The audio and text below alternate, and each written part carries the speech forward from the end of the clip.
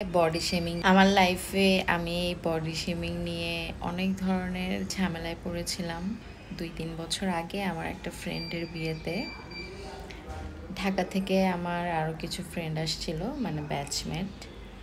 তো ওখানে আমার একটা ব্যাচমেট ছিল, ও একটু হেলদি ছিল। আমি কখনো যারা একটু হেলদি বাল্কি ওদেরকে নিয়ে আমি কখনোই বডি শেমিং করি না, কারণ একটা সময় আমি নিজেও অনেক হেলদি ছিলাম, আমার ওয়েট 90-র কাছাকাছি ছিল। এই ঘটনাটা বলতে যাচ্ছিলাম, সেটা হচ্ছে আমার যে ব্যাচমেটটা ঢাকা থেকে এসেছে ও একটু হেলদি ছিল। তো আমি কিন্তু ওকে নিয়ে কোনো ধরনের বডি শেমিং করিনি।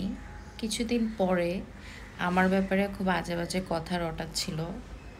তো কে রটাচ্ছিল এটা বের করতে গিয়ে আমি দেখলাম আমার সেই ফ্রেন্ডটাই এই কাজ করছে। তো আমি খুব অবাক হলাম।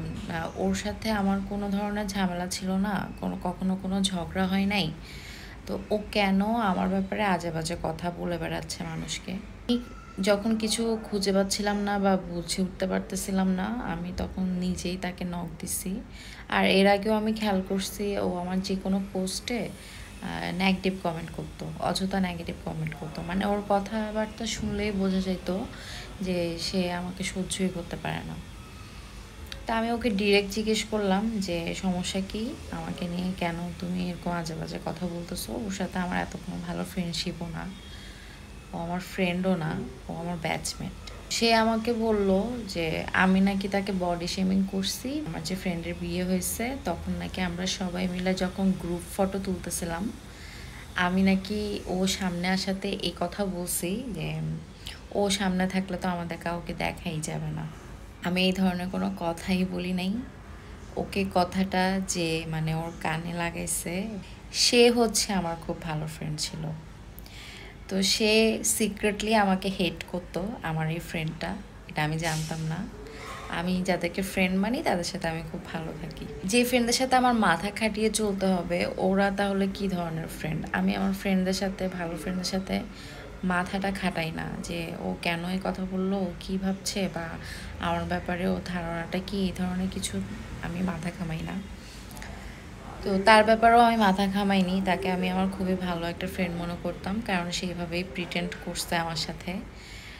অথচ সেই তাকে, মানে আমার ওই ব্যাচমেটকে এই মিথ্যা কথাটা বলল যে আমি নাকি বলছি এ যদি ক্যামেরার সামনে আসে আমাদেরকে তো দেখা যাবে না, মানে আমি বডি শেমিং করছি। সে আমার ফ্রেন্ডটা এই কাজটা কেন করছে সেটাই আমি জানি না। ওটা হলে যে মানে কী ধরনের ডিপ্রেশন কাজ করে বা কী ধরনের হেলথ ইস্যু কাজ করে এটা আমি খুব ভালো করে বুঝি। তো যেটা আমি একটা সময় ফেস করছি সেটা নিয়ে আমি কেন আরেকজনের ব্যাপারে বডি শেমিং করব। হ্যাঁ, এটা ঠিক। আমি আমার ভাগ্নিদেরকে যদি দেখি ওরা ফাস্ট ফুড খাচ্ছে বা যে ফুডটা খেলে ওর ওয়েটটা আরও বাড়বে, এটা ওর না খাওয়াটা উচিত, এটা না খেলেই চলে, তখন আমি ওদেরকে এটা খেতে মানা করি বা একটু বকাঝকা দিই যে কেন খাচ্ছ। তাই বলে আমি কখনো ওদেরকে নিয়ে বডি শেমিং করি না। বডি শেমিংটা বলতে মনে করেন আমার কোনো বাচ্চাকে আমি যদি বলি এত খাচ্ছিস কেন, খেলে ওর মতো মোটা হয়ে যাবি, এর মতো মোটা হয়ে যাবি, এই ধরনের কথা বলে বাচ্চাদেরকে আসলে বডি শেমিং আপনি নিজেই তো করছেন, বাচ্চাদেরকেও শেখাচ্ছেন। মানুষের অনেক ধরনের হেলথ ইস্যু থাকে। ইদানিং তো রোগের এত সমাহার, আমরা ভেজাল খাই, সেই কারণে দেখা যায় মেয়েদের স্পেশালি অনেক ধরনের রোগ হয়। সিস্টের প্রবলেম হয়, পিসিওডি, পিসিওএস, অনেক ধরনের প্রবলেম হয়। আবার অনেক সময় দেখা যায় মানুষের যখন টাইফয়েড হয় তার শরীরের একটা অঙ্গ প্রত্যঙ্গ বিকল হয়ে যায়, সেটার কারণেও কিন্তু অনেক সময় মোটা হয়। খাবার দাবারও আছে, বাট একটা ব্যাপার আছে যে ওই ধরনের হেলথ ইস্যু থাকলে আপনি যতই কম খান না কেন বাতাসেও আপনার ওয়েট বাড়বে। এখানে ওই মানুষটার কোনো দোষ নেই। এখানে এমন না যে মানুষটা এত বেশি খাচ্ছে দেখে সে মোটা। তো এটা নিয়ে বডি শেমিং করার কিছু নাই। আজকে আপনি স্লিম আছেন, আপনি আরেকজনকে বডি শেমিং করছেন, কালকে যে আপনি স্লিম থাকবেন এটার কোনো গ্যারান্টি নাই। আপনার কোনো একটা রোগ হতে পারে, সেই রোগের কারণে আপনার ওয়েট বাড়তে পারে, আপনি কখনো গ্যারান্টি দিতে পারবেন না আপনি সারা জীবন সুস্থ থাকবেন। স্পেশালি বাংলাদেশে এটা কখনোই পসিবল না। বাংলাদেশে ওয়েদারই এমন, খাওয়া দাওয়া এমন।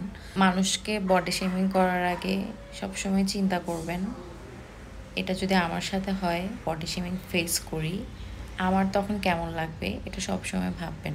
বডি শেমিং মানে শুধুমাত্র যাদের ওয়েট বেশি তাদেরকে নিয়ে কথা বলা না, গায়ের রঙটা নিয়েও কথা বলা।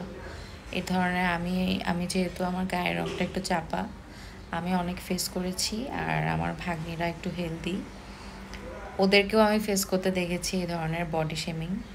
যারা যারা ওদেরকে নিয়ে বডি শেমিং করেছে তারা নিজেরাও কিন্তু একটা সময় গিয়ে 80 কেজি 90 কেজি হয়ে গেছে। তা আমার ভাগ্নি কিছুদিন আগে আমাকে জিজ্ঞেস করছিল যে খালামণি, এই মানুষটা যে আমাকে নিয়ে বডি শেমিং করতো, সে নিজেই এখন মোটা, তার কাছে এখন কেমন লাগতেছে। তা আমি ওর এই কথাটা শুনে আমার কাছে খুব খারাপ লাগছে দেখে আমি আবার ওকে জিজ্ঞেস করছি, আচ্ছা আমিও তো তোমাদেরকে বকাঝকা করি, এটা কেন খাও, এটা কেন খাও। তো তখন সে আমাকে ডিফারেন্সটা বুঝাই দিল, সেজন্য আমি একটু মনে শান্তি পাইছি। সে আমাকে বলল, তুমি আমাদের ভালোর জন্য আমাদেরকে মানা করো, বাট তাই বলে ছি এত মোটা অন্য কাউকে আমাদের তুলনা দেয়া যে হ্যাঁ খা, আরও বেশি করে খা, খেয়ে খেয়ে ওর মতো হও, এই ধরনের জিনিসগুলো তো আর করো না। তুমি তো আমাদের ভালোর জন্য আমাদেরকে মানা করো যে এটা খাইও না, ওইটা খাইও না।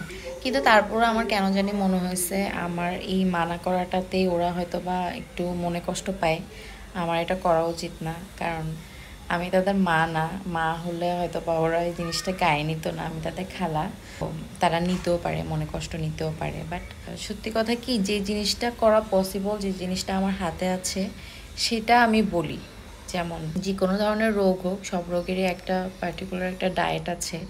ডায়েটটা যদি আমরা মেনটেন করি তখন দেখা যায় যে আর ওয়েটটা আপনার এত বেশি বাড়ছে না, যেটা বেড়ে গেছে সেটা কমানো খুবই সময়ের কাজ। বাট আরও যেন না বাড়ে সেটা চাইলে আমরা করতে পারি। তাও একটা মন মানসিকতার ব্যাপার, হুট করেই সব কিছু হয়ে যায় না, সময় দিতে হয়, মানুষকে এনকারেজ করতে হয়। আমরা এই এনকারেজটাই করতে পারি না, আমরা শুধু পারি ডিমোটিভেট করতে। মানে একটা মানুষ 2-3 দিন ডায়েট করলে, একদিন যদি সে চিট করে, আমরা ওই দিনই তাকে এমনভাবে ডিমোটিভেট করি যে টাইম তার ডায়েট করার ইচ্ছেই হয় না। তো এই জিনিসটা নিয়ে আসলে কথা বলতে যাচ্ছিলাম আপনাদের সাথে, বডি শেমিং নিয়ে। মানুষকে কখনো এমনভাবে হার্ট করবেন না যে ওই জিনিসটা যখন আপনার গায়ে এসে পড়বে আপনার কাছে তখন কেমন লাগবে, এটা একবার চিন্তা করবেন। আর আল্লাহ কিন্তু সবসময় ন্যায় বিচার করে। আপনি একটা মানুষকে নিয়ে যখন খুব বাজে একটা কমেন্ট করছেন, আল্লাহ যখন ওটা শুনে, আর যে মানুষটাকে নিয়ে বাজে কমেন্ট করছেন তার মনের কষ্ট যখন আল্লাহর কাছে গিয়ে পৌঁছায়, আল্লাহ কিন্তু শাস্তি হিসেবে সেটা আপনাকেই ফিল করাবে। এটা একদম ট্রু, এটা ইউনিভার্সাল ট্রু, এটা আপনাকেই ফিল করাবে। এটা একদম ট্রু, এটা ইউনিভার্সাল ট্রু। মানে এটা আমার রিয়েলাইজেশন, আমি কোনো হাদিস বলছি না। এটাকে আবার নেচার রিভেঞ্জও বলা হয়। তো মানুষকে কখনো মনে কষ্ট দিয়ে কথা বলবেন না। আবার কেউ আপনাকে মনে কষ্ট দিয়ে কথা বললেও সেটা সহ্য করে যাবেন তাও না, কিন্তু জবাব দিবেন, অবশ্যই জবাব দিবেন। জবাব না দিলে মানুষ আপনাকে খুবই নরম মনে করবে, সফট মনে করবে। আর এখন তো হচ্ছে সবাই শক্তের ভক্ত, নরমের জন। সবাই ভালো থাকবেন, আজকে এই পর্যন্তই।